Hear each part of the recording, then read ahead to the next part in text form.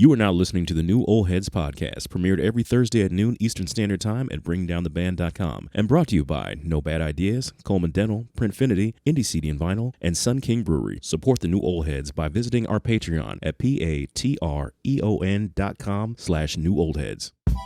You are now tuned in to the New Old Heads podcast. I am Major 7. The entire crew is here. We just talked about in the pre-game show. Well, it's not a pre-game show because it's not a game, but y'all know what I mean. We just happened to have a random video conversation that went pretty well. So the crew is enthused and ready to go. My man Jay Moore is in the building, the voice of Indianapolis, aka Mr. Kansas City Mac. How are you, sir?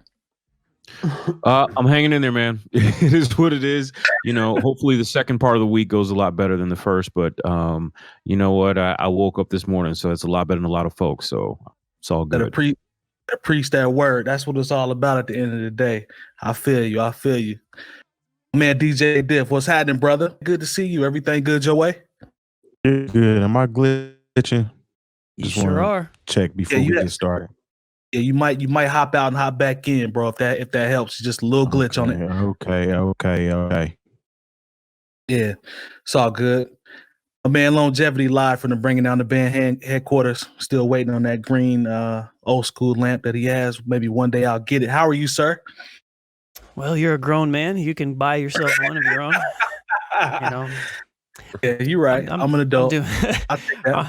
I'm doing all right, man. I've had this lamp since I was probably second grade. I know I ain't getting it now. It really means something. Yeah, I've had it for a very long time. So I feel you. It you know, it's for my plant. I have one plant, and it's the sun for the plant.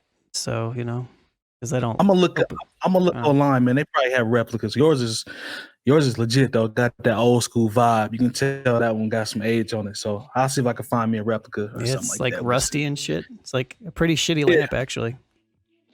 But I like it. Rounding out the squad, as always, the incomparable DJ Spoolz. What's happening, brother? Hello, Michael. How are you, sir? You asked me first. I'm doing well. How are you? Good, man. I'm good. Good to see you as always. Likewise. Hey, man, I want to tell you something. Mm-hmm. I guarantee you could find a lamp just like that. Okay. Thank you, man. Or very similar. When's your birthday, Mike? My birthday, September 8th. Okay. So yeah. If you wait 10, 11 months, man, I got you. Thank you, man. I'm gonna try to hold out, bro. I guess Krima coming up. So Krima is coming up. You know, I'll just leave it at that, brother. Krima is coming up, and Terry, will you guys be doing? Will Printfinity be doing another Murray Krima sweater this year? Sweatshirt, maybe in a different style. I don't know. Still got my white. If somebody want a quarantine Krima shirt or something like that, I don't know. All right, flip something. Make that happen. Yeah. All right. I don't think it's gonna be too many parties to rock the Krima sweater this year. So folks is collectors item. Where for you? Folks is out here in these streets, man. I don't know if y'all been paying attention to Beyonce's internet, but it's a lot of parties going on and stuff. Folks is out here in these streets. I don't see a lot of masks out here in the midst of these parties. We're just gonna leave it at that. Yeah. But maybe I'm the fool for trying to stay out the way. But we'll find out when these numbers start coming out. Of course, you're not the fool for trying to stay out of the way. I'm just saying, the people look at me like I'm crazy when I got family members and stuff. What you doing? You wearing a mask? Like, you really? I said, yeah, that's what I'm doing. I mean, you can do you know, if your family's asking about that. What type of people do you hang around? I had a couple. I had a cousin to challenge me. I ain't gonna put him out. Say still. I had a cousin that challenged me that thought, everything was rounded into form. I'm like, nah, it ain't rounded into nothing. You might want to pay attention, bro. Nah, man, I'm telling you it's straight. I said, all right, you can't make a grown person do anything they don't want to do. So, hey, that's the problem. Yeah, it is what it is. But the funny thing about it is, I think he's starting to come on back around a little bit now. So, good. It is what it is. That's good. All right, man. Let's see. What did I have first for today? So, what's up? Well, did I miss something? No, Eric said, who's throwing a Halloween party this weekend? Man, do you wear? Hey, E, let me ask you a question since you're in the chat. Shout out to the chat. Nicole is in here. David's in here. I believe Keisha was in here. I hope I don't miss you, brother. To the night, I see you. It's real live in here right now. We really appreciate y'all.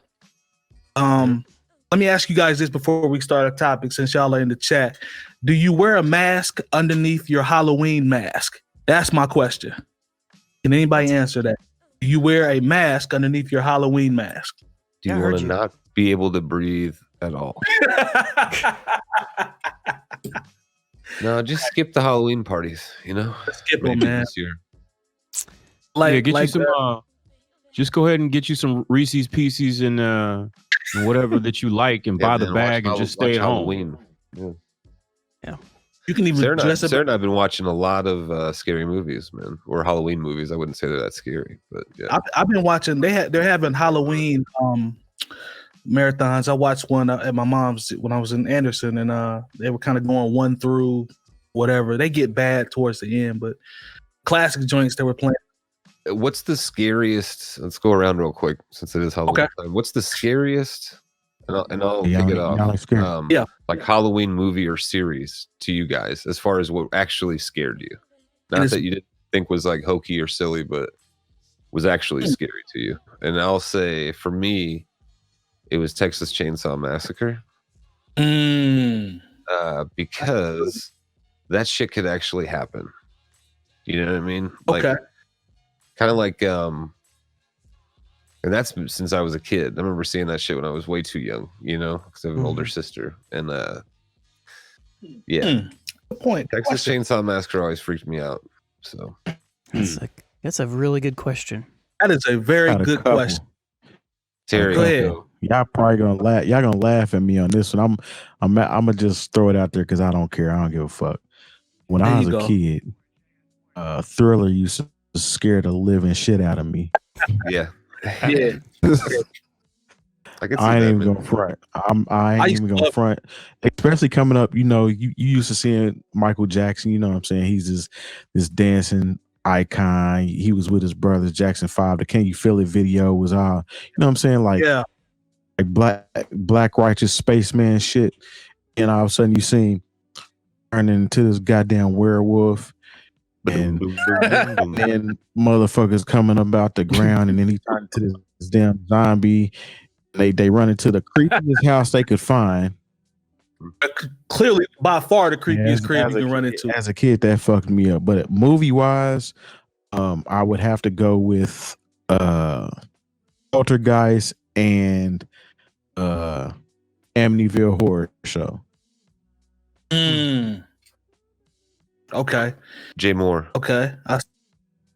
I tell you what, it sounds corny and like I'm trying to do too much, but Get Out, like, because I just felt like, yo, that brother was in genuine danger. Texas Chainsaw Massacre, it could actually happen.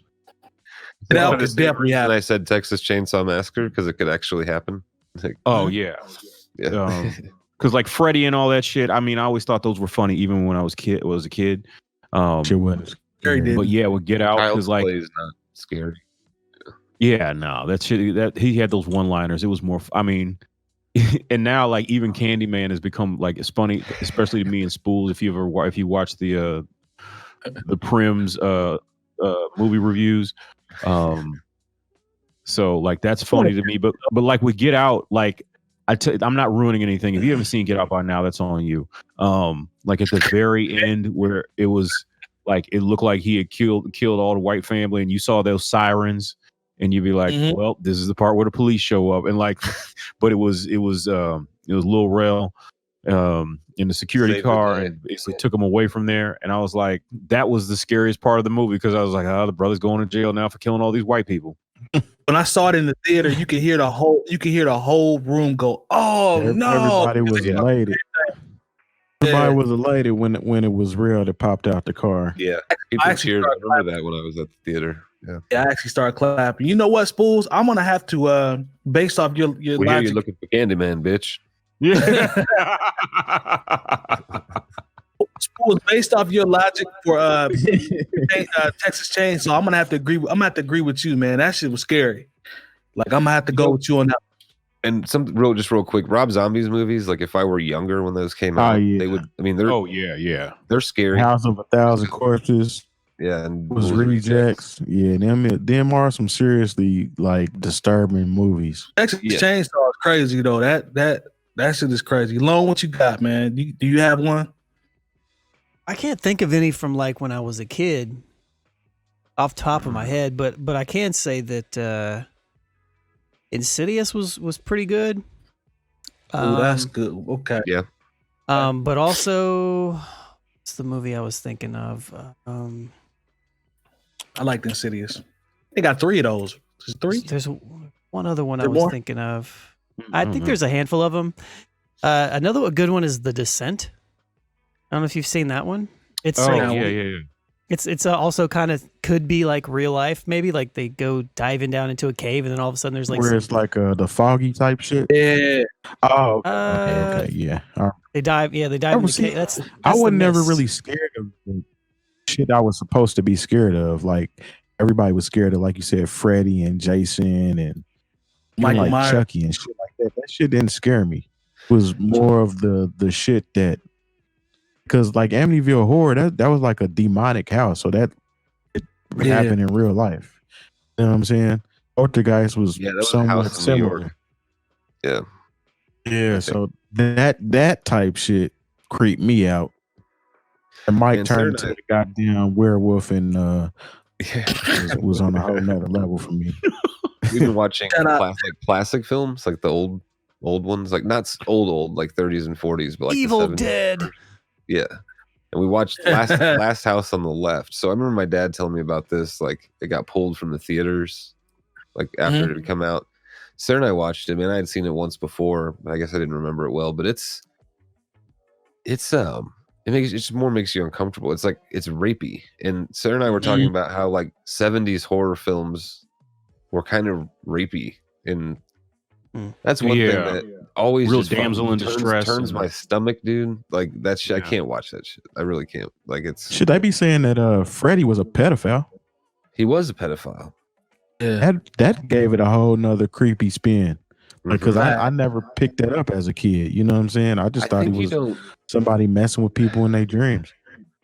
They talk about it in the first one, and then like later on, you see him when he was still alive. But yeah, the parents in that neighborhood burned him because he was basically kidnapping, and he was a pedophile and he was killing kids. So yeah. The chat is giving us a lot of stuff. He said The Ring scared the shit out of him. Me too. Yeah, that was scary. I mean, CAD. The Ring was creepy when that chick came out. Yeah, that was it right there. TV. CAD. Shout out to the homie. Accent per se, but the shit he was turning into on the thriller content. Hell yeah. Feeling Shining. Shining, yeah. Shining. That's a good one. The Gremlins CAD more... said Gremlins scared him as a kid. Which one, Mike? Gremlins. Gremlins. Okay, yeah. Well, movies like Gremlins are why they had to do a PG-13 rating, because you know, for as wild as Gremlins was, it was PG because it went from PG to R until like maybe 1984, 85. Yeah. So, I mean, if you taking your kid to like a movie and they're like 7, you think, oh, it's Steven Spielberg, and then it's Gremlins getting put in the microwave and blenders. Microwaves, yeah. Much. Yeah, that shit wasn't Jay really Chromatic said Rob Zombie when it comes to horror movies. I see. Amityville got Poltergeist. Rob Zombie is when it comes to movies. Nicole said the OG Night of the Living Dead because everybody dies damn near. Okay. Yeah, that was wild. Okay, we appreciate y'all chat. I'm a nerd for Saw. I like the Saw series. I think Jigsaw is that dude. Like I love the traps. I love how they set everything up. I said I was scared. I said I like the movie, man. Why are you always doing that?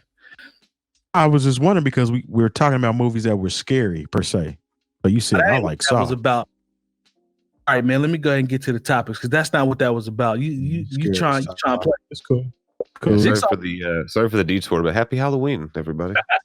Be safe out there. Jigsaw's that dude though, real talk. All right, let's jump into the rundown. So thought it'd be good to talk about Busta Rhymes has been in the news for, got ELE2, which I cannot wait to hear. I saw the track list. I think it's going to be dope. I have faith in Busta. Lone has always been someone that spoke highly of Busta whenever we bring up rap or talk about anything on the show. But did you guys see where they were talking about where he and T.I. were kind of going back and forth, and T.I. was basically saying that, Busta was from an entirely different generation. They're like 8 years apart. He was talking about, weren't you on the leaders of the new school and all that type of stuff in relation to doing a versus battle. And I'm thinking to myself, I'm like, why does that matter if your records can stand the test of time? Like, I don't understand the argument about saying, well, it's a generational gap, so we can't go against each other. Like, I feel like people was trying to play Busta like he doesn't have heat. I think Busta Rhymes has a catalog.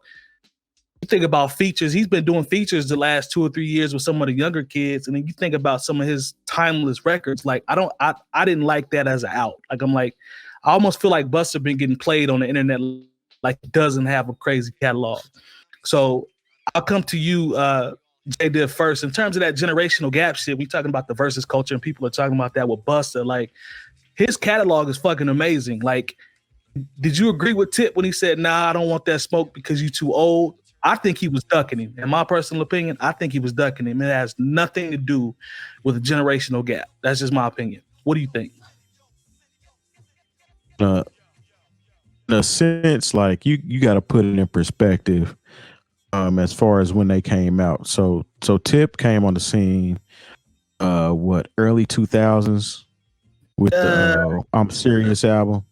Yeah, around early 2000s. Early 2000s. So Busta Rhymes came out like 92, 93. Yeah, but his first solo album was 96. So first solo album was about 96. The first Leaders album, first Leaders was like 91, 92, something like that. And they was fresh out of high school. But I can kind of see it as that. But the thing about Busta Rhymes is he stood the test of time and was able to translate his sound from that time to now. It's kind of like a Jay-Z. When you think of Jay-Z is the same age as Big Daddy Kane. Big Daddy Kane ain't dropping records right now. So essentially he would be used as the generational gap because he's not doing anything that's prevalent or that's relating to kids or youth or even us right now. You know what I'm saying? But a Busta Rhymes, he's been consistent that long. So it's more, to me, necessarily say Tip was scared. Maybe he's not doing enough education to realize that Busta Rhymes is still one of your peers out here. He really can out rap you. And he's not, I understand he's not in the same lane as far as the type of music they create. Maybe that may have been what he should have said. Hey, I do more trap side. You more of hip hop. You jump in a pop song here. Maybe that may have been. Maybe I need to go up against somebody that's more suitable to my style versus saying that there's a generational gap. That's where he kind of fucked up because he stood test of time being able to stick and jab and move in every single generation since he came out. I can dig that. Spoolz, jump in there, man. What do you think about that generational gap? I mean, to me, like I said, if the music is hot and it can last the test of time, that shouldn't matter. And I'm seeing a lot of people that's trying to play Busta Rhymes on his catalog. Like I just didn't understand the train of thought from Tip. What do you think, Spoolz? Yeah, I don't know, man. I think I agree with Terry when it would have been better said. But I mean, if Tip doesn't feel this way, you shouldn't say it. But better said is like, more of a style thing, or, here's what I find super interesting about this, and this might be going too deep with it, but back in the days, I don't know, late or early 2000s, late 90s, maybe before that, and then going back, New York always the East Coast always hated on the South. Mm-hmm. Definitely. Like, they wouldn't fuck with them really. And I think it's funny now that like the South, the dude from the South, T.I., now that we're doing this versus shit. Yeah. A dude from the East Coast wants to, do one, and he's like, nah, You know what I mean? I just think it's kind of interesting in a way. But no, man, I think that's I think it's kind of an interesting excuse or an interesting reason on Tip's part. Like, I think it could be a really good versus battle. I mean, no, they're not the same. Like, yes, like a Tip Jeezy or a Tip and Gucci Mane or something like that is what everybody would want to hear. But Tip and Busta Rhymes is kind of like out of left field. Like, I don't know, but that's not really what versus seems to have been trying to do. You know what I mean? Like, pit two completely different people together and see what happens, you know? But no, that's kind of a lame excuse, the generation thing. I don't know what he's trying to go for. Like, and to your point, Busta Rhymes has been doing it well and, you know, often for a long time. So hasn't lost a step. Let me come to Lone. You've always, we talked about verses. You're like, you've been pretty consistent on that. I thought this would be one that would be more intriguing to you. Would that be fair to say? Just because it's a little bit outside of the norm and styles are different. They say styles make fights, but would this have sparked your interest more in relation to verses based on how you normally are about it? Yeah, for sure, because it's a little bit different. You know, like Busta and T.I. are two different demographics. So it's like, what is Busta gonna play? You know, that's gonna match up against this T.I. record. You know, like what is T.I. gonna play that's gonna match up against Woo-Ha? You know, like how is this gonna? You know, like to me it would be at least interesting. You know, like Jeezy, T.I. accepted Jeezy's, you know, challenge. Invitation. Yeah, challenge. Yep. So, you know, that's what we would expect. So it doesn't interest me as much, but yeah, I mean, I would have been interested. I mean, I'm a Busta fan. You know, like I think he's highly slept on and underrated. And I think T.I. was respectful, but in a way, he tried to clown Busta with a couple things, especially when he said that, yeah, you should get somebody of your own generation like LL Cool J, like. Thank you. Yeah, that was like what are you talking about? Kind of what I was meant, man. It's kind of playing him, dude. You know, he tried to play him on that. I mean, even so, LL. I even said it in the video that I put out on the channel. I was like, you know, LL was thriving in the mid '80s. Like Busta Rhymes' first album was '96. Like we can talk about leaders of the new school, but leaders of the new school was not solo Busta Rhymes. It was different, and if T.I. comes out in like 2000, 2001, definitely a different style altogether. Yeah. I mean, there's still different generations in between there. So like, it's, you know, I don't know. I don't think the generational thing was. I think maybe he just misspoke. You know, I think he was more so speaking to, unless he's only familiar with Busta's old stuff and hasn't been paying attention. But you know, I don't know. Yeah, to answer your question, I definitely would have been more interested in versus if T.I. was a part of it. With Busta. I'm looking in the chat right now.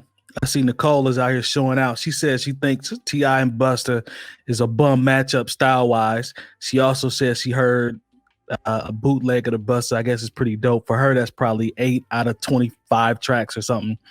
And let's see who else said something. T.I. didn't want those problems. Eric, I feel you. And he said, let's see, David said, plus Busta switched his style up constantly. He has. He's very versatile. Let's see, Stone Event said it's a marketing decision. Okay. And then Nicole said, y'all acting like Busta been doing more than features the last few years, and that ain't real. That's not relevant, though. I see she gonna be on one in the chat today. It's all good. Busta did plenty in the 2000s. I see you, David. Jay Moore, man, done just as much on that. He's done just as much as T.I. essentially, because I mean he's had mixtapes with Q-Tip. T.I. he's had like what 1 or 2 releases. He's had some mixtapes too. So as far as that's concerned, I think they're equally yoked. I don't think that I understand you as far as style wise though. Because if when you're using a T.I. versus Busta Rhymes, so you're gonna have the people that are big fans of Busta Rhymes that ain't trying to hear the T.I. tracks, and vice versa. It doesn't matter how good they sound, they're gonna pick the latter because that's who they riding for. So I can G for that. But as far as being out, Busta's, I think he's been doing just as much as T.I. has in the past few years. You got a pocket of people though that are like what I would consider us for the most part, I like T.I., so there'd be some joints where I would be like, man, I don't know. Like, I wouldn't be pro Busta 100% and just saying I don't rock with T.I. Like, T.I. got some heat. So we'd be in that kind of in that middle, you know what I'm saying? There are, to Terry's point, though, I agree. There's going to be sides that's like, nah, I ain't fuck with Tip, or nah, I don't fuck with Busta Rhymes. But I would kind of fall in the middle because I like both. So that's why it would be intriguing to me. I definitely think it's a marketing. It's definitely a marketing decision because T.I. just dropped an album and Busta just dropped an album, or is about to. And this would have been perfect promotion for both their albums if they would have done it. That's fair. But to Nicole's point, I think that she was kind of saying, like, this is Busta's first album since 2012. I didn't realize that. I see what you're saying. Yeah. I think that's what she's maybe not. I think that's where she's going. Yeah, I see what you're saying, Spoolz. More jump in here on this generation. Years. So yeah. Yeah. Jump in on this generational gap, man. Talk to me about that. Because I don't see it as legit. Just I'd rather say the styles don't match. I don't think the styles match, and quite honestly, I feel like T.I. did Busta a favor. It sounds crazy to the quote unquote hip hop purists, but you know, when I think about when I was going in my head and thinking about some of Busta's singles, not talking about entire bodies of work, but I'm like, man, that really doesn't hold up. That doesn't hold up. You know, like when I think about a song like, Break Your Neck, I'm like, that song ain't that don't do it. It doesn't hold up, you know. But when I think about What You Know About That and Top Back and 24s, like these are songs that still go. And I do think there's a generational gap there, you know, because you don't think that Busta Rhymes would try to break out with like the Scenario remix or PTA. Like, I guarantee you he would dip all the way back into his catalog if you're talking about a battle, because, you know, there are people who are diehard Busta Rhymes fans who would want to hear that. But at the same time, those records are still dope, right? I'm not saying that they're not dope, but I'm talking about there are some records that Busta had as singles, as things that he might think, okay, this is going to be my number. This is going to be number 15, another 17. I'm like, it might not hold up the same way. You know, because I kind of went down a Busta Rhymes rabbit hole, and there are things that Busta Rhymes never released as singles. I'm like, man, that was dope. But like this shit he put out as a single, I'm like, you know, that song, he has a song like Get Out that is almost kind of like, kind of riding that wave of Hard Knock Life. It was the first single, I believe. Remember that. You know, but like, who's really played or listened to that song in the 20 years since it was released? And that was a single, you know. With Party Going On Over Here, I think would be a monster, but like, I don't know if people even remember that song like that. So I don't think people say styles make fights.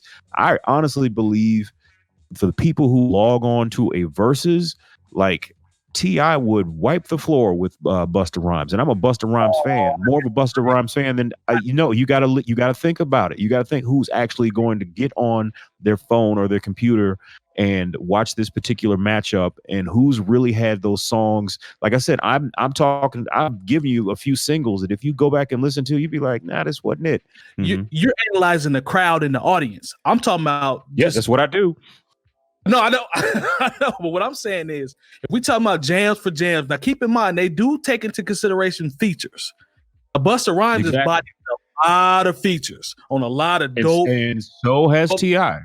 That's what I'm saying, though. Like, that's why I think this is a lot closer and people are trying to make it, because if you want to talk about back catalog, that's fair. I'll concede that, because some of those joints, they may not have the legs. I don't care what you say. If he play... You know, if you think about Big Bang, if he plays New York shit, that's gonna go. Touch It is gonna go. Those joints are gonna go.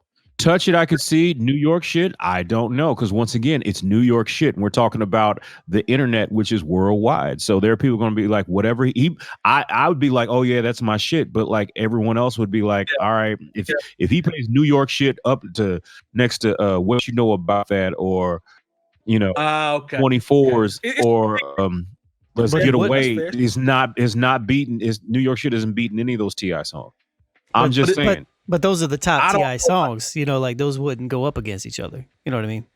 Right. And I'm just going off the top of my head, but like, I'm like I said, when I went down my T.I. and Busta Rhymes rabbit hole, like I know there's people in the chat and people are going to hear this. I really think that T.I. did Busta a favor by not doing this, because you gotta get out of your New York mindset, underground back. Like, yes, Busta was killing it especially with those first two albums.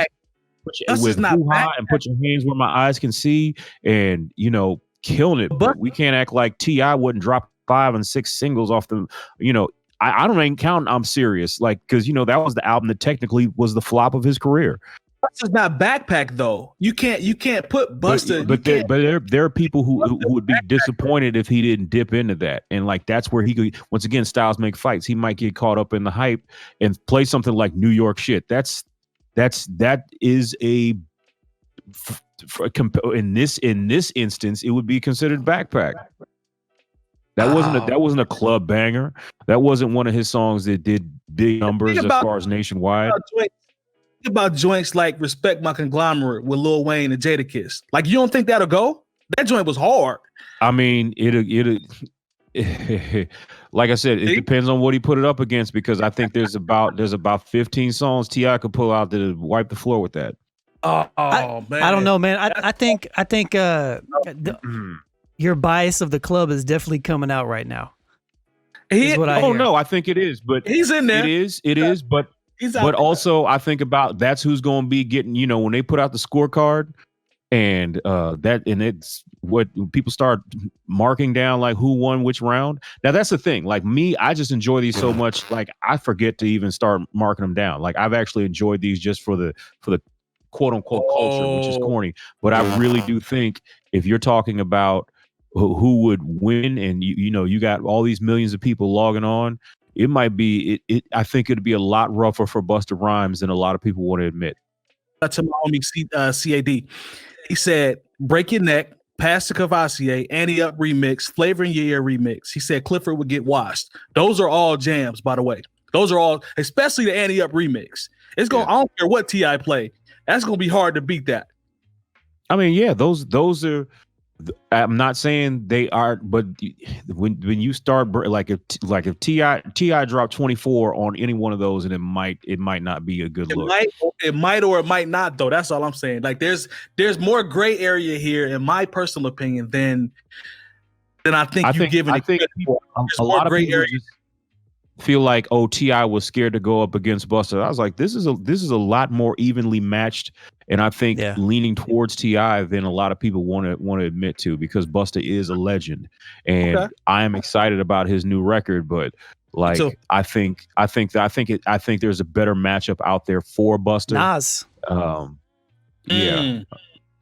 I'd like to see Busta and Nas. I'd like to see Busta and Nas. I'd like to see Busta and Redman. Even though Redman's output hasn't been what in the last few years, but Busta and Redman I think would be dope. I think he watched Reggie though, and I love Redman, but I think he watched. You're out of your fucking mind. I don't think so.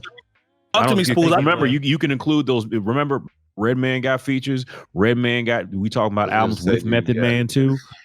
He's not. Busta is now fucking washing Redman. You're out of your mind. Spoolz, talk to me, man. I think Busta washes Redman. Talk to me, Spoolz. Why not? Because I love Redman. You just heard what Jay Moore said. You know what I mean? But there's so many. Like, I don't know. And I think I don't know, man. I think Redman's washing. Spoolz, you said there's not gonna wash Busta Rhymes, but I think he would beat Busta Rhymes. Spoolz, I heard you say there are so many. Though? But you gotta give me, I can't even think of like. I can't like. I don't get me wrong. I love Redman, but I can't think of like joints. Oh, so you've got like Tonight's the Night, I think. Wasn't that Redman? When he just said whatever, man. Whatever, man. You've got Time for Some Action. The whole Muddy Waters album. You've got Rock Wilder. I was just watching a lot of that shit off the Method Man and Redman album, or a couple of joints at least. Definitely the Rock Wilder. That album for fire. I'll be that. Yeah, there you go. Yeah. I mean, that's just off the top of the head, I guess. But yeah. Oh no, Spoolz. I maybe I don't disrespect Redman, but I don't know, man. It might get ugly, man. Talk to me, Lone. What you think, man? It might get ugly. I don't know. I could be wrong. I absolutely could be wrong. But I mean, I like Redman. I like a lot of his stuff. I think he's one of the best rappers ever. But when we're talking like straight catalog, shouts to David in the chat. Method Man and Busta makes way more sense to me than Redman. But that would be a good one. Yeah. But as much as I like Redman, like just the records, man. Like, I don't know, man. Buddy Waters, come on now. We come on now. And Redman's last album was dope, front to back. So hell yeah, he working on a new one. So I fool with Redman. I'm just saying, I don't know, but that's good conversation, y'all. Shout out to the chat too. The chat is really out here acting a fool. Nicole is acting a fool. I guess I hate Redman. I guess is what I'm being told. And let me see. How's it feel, Mike? How's it feel, Mike? I see how you feel. Now I see how you feel. How's it feel to hate Redman? Just like I hate Nas, apparently. You do hate Nas, but I see how you trying. I see what you're doing. Now I know how I feel. I'd really like a Busta Rhymes and Nas one. I would tune in for that one. I'd be curious about that one. Oh, point taken, man. I get it. I now get what you're saying because she's slandering me in the chat, low key. I think what David said would be great. Method Man and Busta Rhymes. That would be dope. Shout out to Meth, man, getting his bread out here on the acting too with the beard shave. He out here getting that paper, so I ain't mad at that. All right, Busta Rhymes is in Higher Learning. Yes, good movie by the way. And he was in Finding Forrester. Don't do that. That's a deep cut. Yeah, he was in that. I saw the Halloween H2O. I'm sorry. Go ahead. It was a Halloween H2O too. 20 years later, Michael Myers or something like that. He was in there, or was that the one with LL? I can't remember. He was in one of those. I think that was LL. Yeah, he was in one of the Halloween movies though. So shout out to Busta. Go ahead, Terry. We got you back. You back? Check what it sound like. Hey, at least you're here. Yeah. You're here. You didn't miss. I have to do a little something else as far as logging in today. Got you. It's all good. Turned into a trend. What is the movie that Method Man's in where he shaved his beard and he looks all weird? It's brand new. Beard's weird. Was that 187? Transformer, like bro. That's all. We weren't trying to. It's recent. It's recent. It's the joint. A new one. Oh, somebody was like, "This is." Oh, is it the movie with? Is it Amy Schumer's movie? That one? I know he's in. I'm not sure, but they showed a picture of Method Man without his beard. I didn't even recognize him. I didn't know who it was, and I was like, "Oh shit, that is Method Man." No, he's been in a lot of movies, but I don't. Getting that paper, like Pops. Get to that paper. Get to it. Shout out to John Witherspoon. All right, man. So that was a good conversation. Okay, you know what? Can we, since we had the Halloween talk, we trying to play the clock. Can we talk? Shout out our partners real quick and re-up before we go into something else. Definitely. Yeah. Stick around. We'd like to thank our partners for the New Old Heads podcast: No Bad Ideas Clothing Company, Coleman Dental, Printfinity, Indie CD and Vinyl, Sun King Brewery, and the hub for all things New Old Heads, bringingdowntheband.com. Remember, once you type Bringing Down the Band in the search bar on YouTube and the page populates, subscribe and hit the bell for notifications. And as always, we thank you for your support. Now back to the show. All right, so let's get back into the rundown that we had there. Let's see, what else we got going on? Oh, okay. So shout out to my man, Nate Jeezy, out east. My man's out in Maryland. We were talking about the recent Griselda movement, or just the Benny album. And I think you can apply this concept to just hip hop in general, but we use Griselda as an example. We're having a conversation about their success and, things of that nature. And he mentioned something to the effect of the nostalgic sound that they have is predominantly the reason why they are, quote unquote, successful, or the way that they're moving and everything is moving so well. And I told him I've been to 2 Griselda shows and 60% of the crowd was 20-year-olds. Like when I went in there, like it was a lot of people our age in there too, but it wasn't just a room full of people that were old. Like it was a lot of kids in there that were loving that, loving what they were bringing. So I guess my question to you guys is, a nostalgic sound in hip hop is sometimes looked down upon. Like, nobody want to hear that old shit, or why does it sound like this? And we don't want to hear anything that reminds us of the golden era, or there's many ways that you can spin it. I've heard it all. Is a nostalgic sound necessarily a bad thing for hip hop if we look at it as an ecosystem and balance and rap music and all that type of stuff? Is that a bad thing? Like, I don't think it's a bad thing to dip into, certain eras and try to bring a certain vibe back. Especially with Hit Boy and Benny. I think they put a new spin on it from the normal Griselda sound, but I don't. It doesn't strike me as a bad thing. But I do that. And Spoolz, I come to you first because you actually one of the people that put me on to Griselda. Like, is a nostalgic sound, is that a bad thing? I don't think so, man. Like in music, like in general, like it seems to be, I don't know why it is not always looked upon very well in hip hop. Maybe it's because hip hop is something that's just constantly evolving, like all the time, like maybe more so than other genres. I don't know, Right. But no, man, I think that it's not like, and what's interesting, it's not like Benny's copying 20 years ago or 25 years ago or 30 years ago. You know what I mean? It's just it's just this concept or this label that we attach to the way he rhymes because it's so reminiscent of when really being, I guess, what people just call now generally lyrical was more important back then. You know what I'm saying? Okay. So that's my opinion, at least. So no, I don't think it's bad at all. And I guess I don't always understand. Okay, so I guess here's one thing, right? So playing devil's advocate, it holds the art form back. Like doing that for some reason, like it slows it down or holds it back. And again, I would say it doesn't, because he doesn't sound exactly like people from 25, 30 years ago. Like it's different. It just has this flavor to it that's, again, reminiscent of an earlier time. So no, man, I don't think it's bad at all. So I think reminiscent, like you said, I think that's perfect. Like, I'm not, like, he's not saying that he hates Griselda. We just were having a conversation. But anything that you can like whatever you want. Like, I don't have a problem. I like him a lot and have for a long time. But if you don't, that's cool. You know what I mean? That's all good. I don't care. But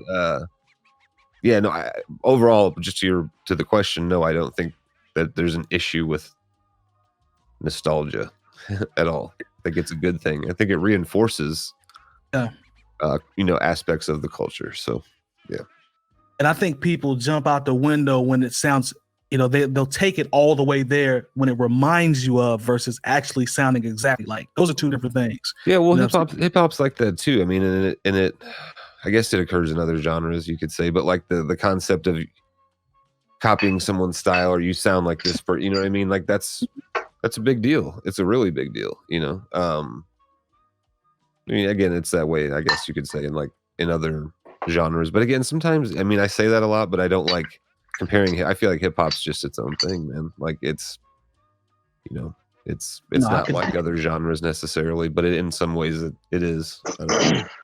I can dig it. Lone, jump in there, man. Where are you at on this? I don't see the. I mean, why is it nostalgic? You know what I mean? Like, because the production is sounds like something that was similar in the 90s, because they're, like one of the comments says, because they rap like drug dealers. Like, is that it's like I don't know, like I feel like they are different. I kind of get it, but I think it's kind of a lazy argument, to be honest. Because even the sample stuff that they kind of made popular again on the underground stuff is reminiscent in a way of like heavy sample loops, minimalistic production, and leaving space for the artist over some eerie type of stuff. So I kind of get that a little bit, I guess, if you're relating it to like a Mobb Deep or something, but like it's so much different, and if you actually listen to what they're talking about and where they're from, it's not, they're just talking about their lives. It's not like they're trying to like mimic somebody from 1993 or 94, so I don't know. That's where I'm at with it. That's just how I feel. That's where I'm at with it. There's one thing to remind you of something. There's another thing to say, it's completely that. You know what I mean? Jay Diff, jump in there, man. Just from a nostalgic feel. Is that a bad thing? Good thing? I'm gonna put it like this. I've said before that the production that Derringer and what's my guy's name? Alchemist? Not Alchemist. The other one. Can't remember his name. Anyway, their producer style is like a polished RZA. Like I hear, like, if RZA was still making beats that sounded decent, you know what I'm saying? Because I ain't taking nothing away from him, but his sound is kind of, it's he took the wrong turn. He took the wrong turn. It's kind of like it's kind of like where he should have been at this point, if I were to put it anything to where nostalgia would be. But comparing them, the sound wise, it's really not. It doesn't sound old school. You know what I'm saying? That's kind of like the comparison of, just because Shine is white, you compare him to Eminem, and he sounds nothing like Eminem. You know what I'm saying? It's an apples and oranges type of thing. I do like the fact that they're a crew that is constantly putting out quality material. Even that new Benny doesn't sound like anything that Griselda has put out. It's like it totally went left field as far as the sound is concerned. Interestingly, though, go ahead. That one, in my opinion, kind of sounds like a early 2000s Jay-Z feel. It doesn't sound like it, but it gives me that feel. You know what I'm saying? Yeah. But essentially, it's not old sounding. It's still polished. It's still fresh. But I do understand you want to throw on some Timbs and a bubble coat or something because it puts you back in that position you was in 95, 96. Okay. What were you gonna say, Long? Before I thought you were gonna jump in there before I go to Jay. Yeah, I was exactly what Terry said. I was gonna say it sounded more like 2000-ish Jay-Z records, like rock records. Sound like Just Blaze a little bit, like similar. So I got that nostalgic feeling from it, I guess, a little bit, but it wasn't. It didn't sound like that's what they were necessarily going for, or like they were trying to bite anything. It just sounded like that's what it sounded like. Oh. Jay Moore, talk to me, man. Talk to me about the retro vibes. See, the thing is, I don't really get a retro vibe. I mean, people talk about that whole Griselda movement almost like they're doing Wu-Tang, Mobb Deep, Nas, Jay-Z cosplay. And I don't really see that. I think that they, like I said, they're speaking from their own experiences. And you got to remember that these aren't young guys. Like, it's not like they're relatively new as far as the public consciousness is concerned. That's a great point, Jay. But this is not like they're these 19, 20, 21-year-old guys who are out here rapping on the radio right now. Like, these guys have, they've lived real life and served some real hard time, and to get back and to do this music thing, it's from their experience and from what they probably enjoy listening to, so I've never really, but I feel like it feels like today, like just because there are some chopped up soul samples, I mean, that's not something that had to be stuck in 1994 or whatever. And just because, like, Benny actually tries to put some words together, I guess that's retro because he's trying to rap, and that everything that they rhyme about doesn't make it seem like the sun is shining outside. I know that seems like it's a little different compared if you contrast it to what you may hear on the radio, just because, like, these new rappers and / R&B singers or whatever, all they do is take women on vacations and go to the strip club, and so, like, you don't I mean, and don't get me wrong, there's nothing wrong with that, if that's how you live in, but sometimes I came up on, there's a lot of hip hop I like that I don't mind that it sounds like kind of like a cloudy day.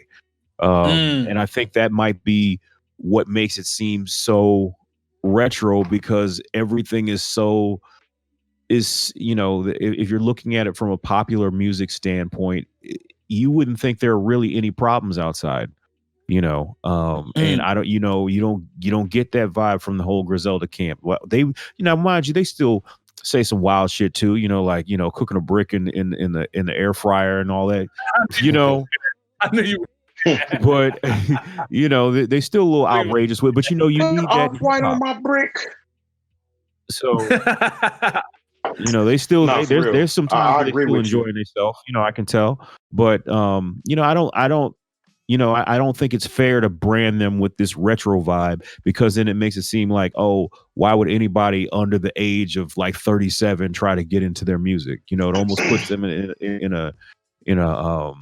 a space to where, if you tell somebody 19 years old about some retro hip hop, they'll be like, I'm not listening to that.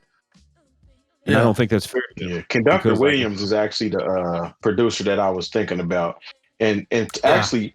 The cool thing about Griselda is a lot of their stuff ain't even samples. Mm-hmm. These is like they get replayed, all original instrumentation and replayed. You know what I'm saying? So they're actually taking it a step further. One of West Side Gun's projects, what is the producer's name? You know who I'm talking about? That collab with Derringer to make the original joints. The whole project. The Beat Butcher from New York. He's really dope. And they just had him like redo some stuff, which is at least that's my guess. On YouTube or something. Yeah. Yeah, he's really, really talented. It takes the level of talent to be able to recreate that sound from an arrangement standpoint, and for him to replay and try to play certain things for it to come out and still sound like that. To me, Lone knows that that's super impressive to me. Like that, them to be able to go through there and him to be able to replay certain stuff and they can still chop it up. Like he get high marks from me on that, because I know how hard that shit is, man. Like to go no sample and still have that vibe. So, yep.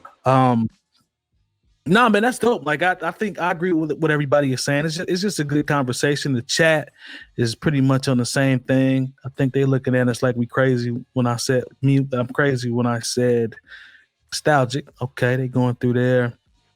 I get it. Don't get me wrong. I get it. I understand that point. But at the same time, if you wasn't there, if you haven't been constantly listening to music and hearing how it evolved and how it still sounds fresh and polished, yeah, I can see you saying that it is old or a nod to old when not. Yeah, like some of these things though, like some of these chops, some of these projects, I'm like, to Spoolz' point, there are elements there, but it's not. None of this shit sounds like Mobb Deep. Like you can pull elements from anything. None of this shit sounds like Wu-Tang Forever. It doesn't sound like that. You know what I'm saying? Like there's elements with the sampling and the looping. I get that, but I don't hear anything that sounds like Only Built for Cuban Links. You know what's interesting is here's a huge difference I think between the two, and this isn't taking anything away from Griselda at all. But Griselda doesn't really do like story raps, man.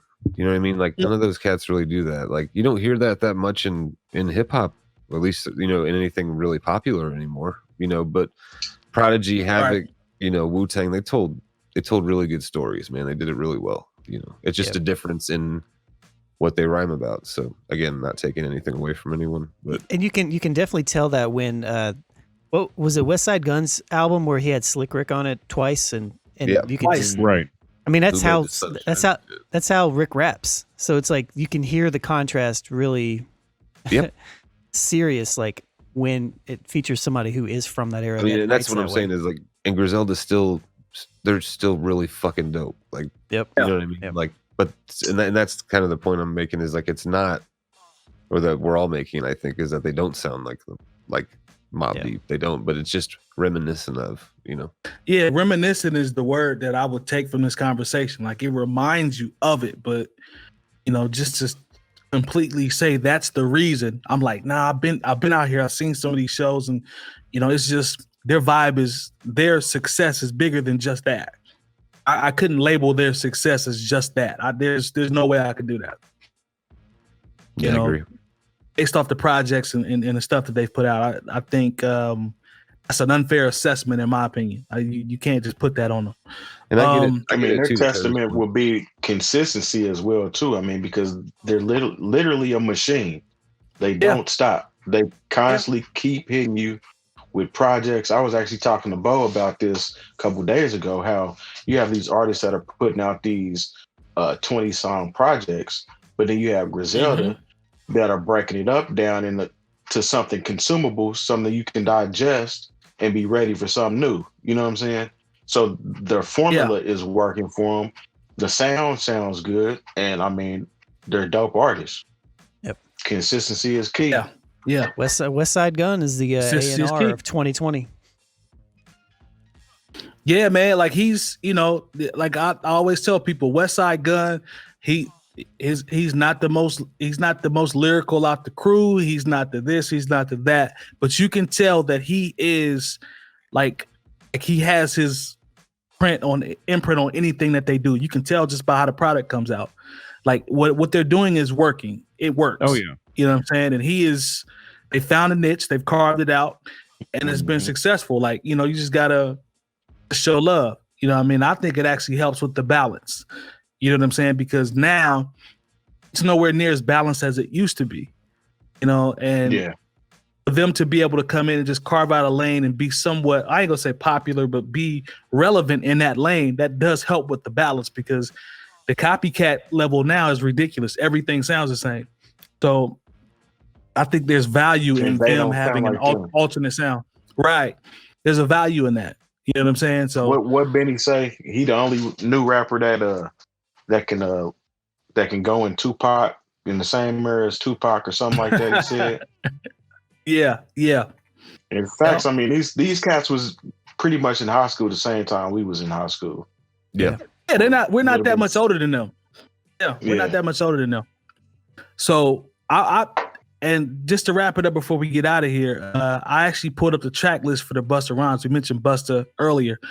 But he has, when you talk about features, now I've always been a person, I've been consistent. The long albums, the 22, 21 track joints with a bunch of features, I tend to shy away from those because I don't know if everybody can pull that off. With this one, I feel like I have more faith in Busta. He's got Rick Ross, Anderson .Paak, been on the single, Rhapsody, Mariah Carey, Kendrick is on there. It's probably the first Kendrick verse we hear of this year, actually, if you think about it. Mary J. Blige, ODB actually is on here. Belle Biv DeVoe is on here. MOP is on here. Chris Rock, Rakim, and Pete Rock are on the intro. Like, the album Q-Tip. Based off Q-Tip. Sorry, I missed Tip. Yep. So based off that alone, like, I am very excited and super curious to see how this comes out. Like, I really want to see what they do with this one. So we shall see. I think it drops this Friday. I know Nicole already said she had the bootleg. So if it's 22 joints on her scale, she probably liked 5 or 6 of them if I was to go with her scale. But is there anything else that I forgot, y'all, before we get out of here? Nope. I mean, I don't think so. Man. I don't think so. Next time you see us, though, there will have been an election. Or if you watch the pre-show, we'll actually be doing a pre-show during the results. So this next couple of weeks is about to be interesting.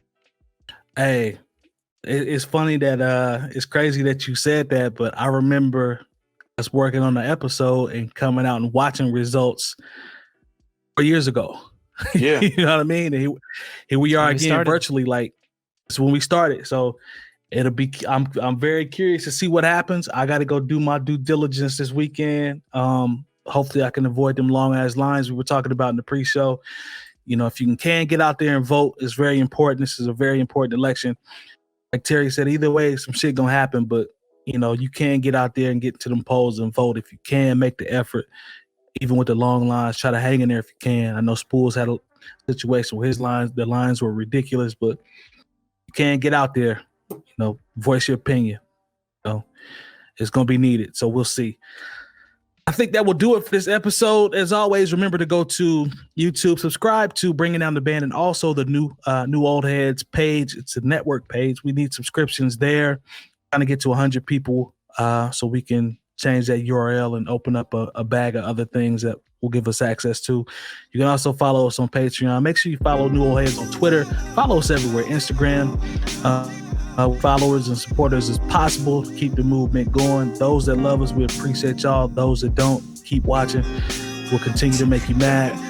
And I think that is it. And we'll see y'all next week. Peace. Peace. Goodbye. In a minute.